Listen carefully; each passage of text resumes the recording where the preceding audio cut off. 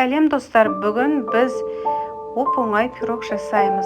Ең алдымен жұмыртқамыз бен қантымызды әдемілеп араластырып аламыз.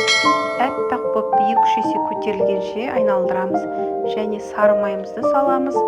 Ұнымызға қопсытқышымызды араластырып, 2-3 бөлікке бөліп, осылай миксердің көмегімен араластырамыз. Достар, менің каналыма тіркеліп, лайк басып, комментарий жазып кетіңіздер.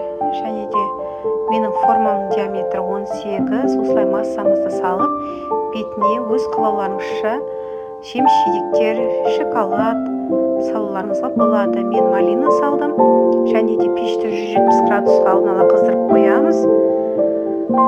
Пирогтың бетіне осындай крошка дайындаймыз. Ұн, сары май, қантты араластырып, әдемілеп крошка болғанша осы крошканы пирогтың бетіне саламыз.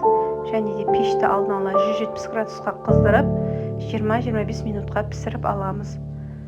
Достар, менің каналыма тіркеліп қойыңыздар, лайк басып, және де осындай қазақша контентті қолдаңыздар. Бізде өте жұмсақ, бір шайда жоқ болатын жеңіл пирог түрі жасап көрсеңіздер болады. Өте дәмді шықты. Менде диаметрі 18 форма. Астына пергамент салып, пісіріп алдым.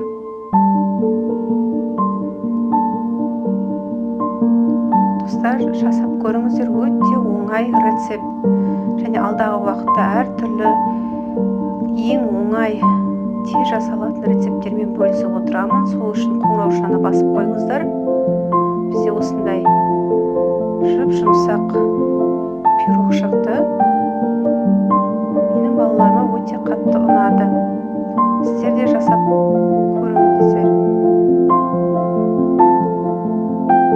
Достар, каналға жазылуды ұмытпаймыз. Тіркеліп, лайк басып, егер де осындай пирогтың түрлерін жасаған болсаңыздар, комментарияға я деп жазып кетіңіздер.